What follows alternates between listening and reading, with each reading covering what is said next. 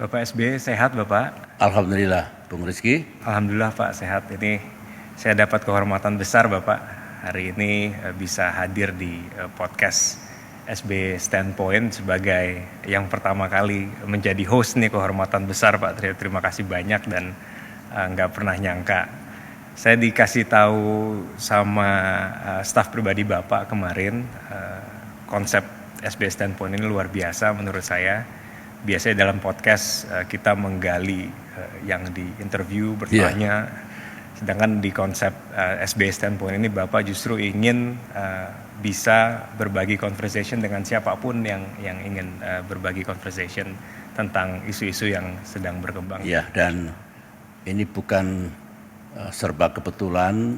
By design memang saya ingin memberikan kesempatan pertama untuk Bung Rizky. Terima kasih Pak. Dalam acara podcast malam hari ini, pertama anak muda, anggota parlemen dari Komisi 1, membidangi urusan luar negeri, dan I know Bung Rizky punya kepedulian tentang apa yang terjadi di dunia dan juga di negara kita. Dan ini penting, kalau generasi muda kita seperti ini, saya punya great hope Indonesia di masa depan pasti lebih baik dari sekarang ini. Amin. Terima kasih banyak Pak.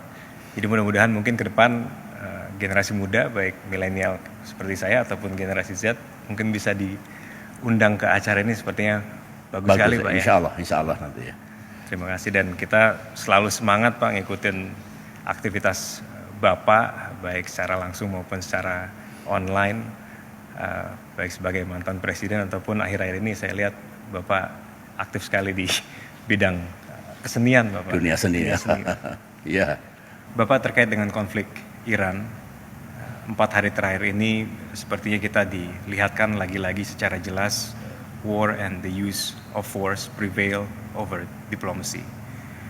Sebetulnya kemarin sempat ada secercah harapan dari perundingan nuklir antara Amerika Serikat dan Iran di Jenewa, tapi Amerika Serikat dan Israel mengambil aksi untuk menyerang Iran, meluncurkan serangan udara yang secara spesifik menargetkan dan kemudian berhasil membunuh Supreme Leader Ali Khamenei dan beberapa top officials lainnya di pemerintahan Iran.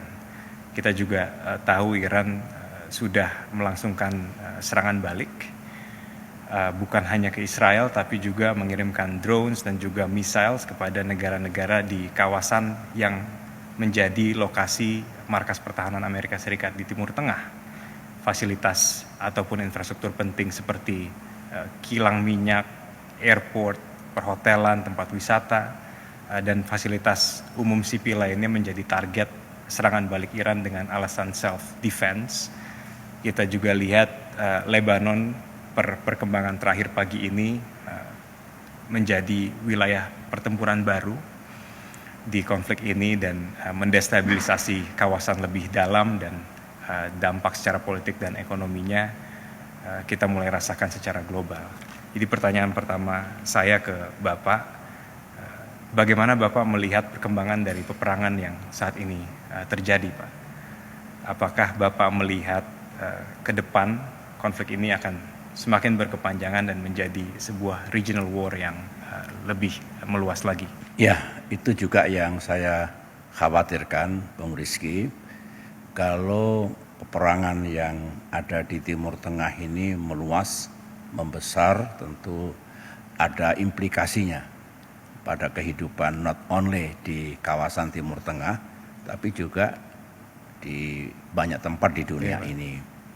Saya ini rajin mengikuti apa yang terjadi di Timur Tengah. Mungkin seminggu ini saya berhenti melukis karena saya harus lebih nongkrong di depan televisi, dan saya ikuti berbagai televisi, bukannya 1-2 saja, supaya bisa melihat secara lebih utuh, lebih objektif, termasuk komentar dari berbagai pakar, berbagai tokoh di seluruh dunia. Pertanyaannya bagus, apakah ini bisa meluas? Kalau kita simak what's going on 3 hari terakhir ini, jawaban saya bisa. mungkin sekarang pun sudah mulai meluas, melebar gitu.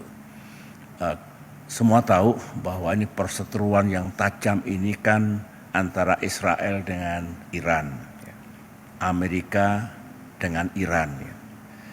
Dan kalau sengit, peperangan di antara tiga negara itu bisa dimengerti. Karena akar konfliknya dalam sekali. Tapi saya tidak akan masuk ke situ. Yang jelas tiba-tiba negara-negara Teluk yang sebetulnya kalau saya ikuti ingin lebih netral begitu. Kemudian sebagaimana yang dijanjikan oleh Iran kalau negaranya diserang oleh Amerika dan Israel, jangan salahkan nanti Iran kalau melakukan pembalasan dan semua gelar pasukan Amerika di Timur Tengah itu menjadi sasaran. Ternyata itu terjadi betul. Sehingga ini yang tadinya boleh dikatakan tidak ikut-ikutan begitu, dipaksa untuk melibatkan diri. So ini betul-betul sekarang sudah menjadi regional war. Yang saya lihat balas-membalas. Kalau tadinya Amerika plus Israel lawan Iran, sekarang menjadi lebih rumit, lebih kompleks. Karena negara-negara Teluk yang diserang oleh Iran, misalnya Saudi Arabia, Bahrain, Kuwait, Jordan, Arab Emirat, Oman, mana lagi yang belum saya sebutkan tadi. Semua itu tentu ya dia juga menegakkan kedaulatannya, melakukan pembalasan, retaliations. Ini menjadi dangerous dan saya ini berpikir ternyata juga ada pasukan atau pos Inggris yang ada di Cyprus, yang itu juga diserang. Nah ini masuk enggak artikel 5 dari NATO? Jika ada anggota NATO diserang oleh negara tertentu, maka wajib hukumnya negara anggota NATO juga bareng-bareng bersama Inggris memerangi negara yang menyerang posisi Inggris itu. Ini kan menjadi lebih berbahaya lagi. Misalnya ternyata bukan hanya negara-negara di Teluk itu yang berhadapan dengan sengit, berperang, bertempur, tetapi kalau juga pihak di luar Timur Tengah masuk. Nah kalau misalnya anggota NATO nimbrung di situ, bagaimana Rusia? Bagaimana Tiongkok? Bagaimana Korea Utara? Ini menurut saya very, very dangerous. Mudah-mudahan tidak sampai ke situ, karena kalau itu terjadi maka Timur Tengah menjadi flashpoint yang bisa mengarah ke peperangan yang lebih besar. Saya sering mengatakan bisa loh perang dunia ketiga terjadi, meskipun sebenarnya bisa dicegah untuk tidak ke situ. Jadi kesimpulan pandangan saya, jawaban saya, sekarang sudah meluas. Tidak lagi hanya antara Israel bersama Amerika perang atau bertempur melawan Iran, tetapi yang lain juga nimbrung, sudah melibatkan diri. Itu dari sisi militer, belum kait-mengaitnya dengan perekonomian yang sudah mengalami disruption di sana sini. Totalitasnya menjadi menurut saya masalah yang besar. Dengan sedikit harapan, great hope, adalah kesadaran baru untuk deeskalasi, kemudian menahan diri, jangan lebih meluas lagi, lebih membesar lagi, dan lebih buruk lagi. Itu, tapi sekarang memang kenyataannya sudah meluas, sudah membesar, begitu. Saya suka takjub kalau misalnya ngelihat seberapa passionate Bapak tentang mendalami, padahal Bapak dulu punya pengalaman yang sangat dalam, sangat luas dalam diplomasi, tapi sampai sekarang masih belajar, masih mendalami dan lain sebagainya. Buat anak-anak muda yang kadang-kadang suka ada istilah kaum rebahan agak malu Pak dengarnya.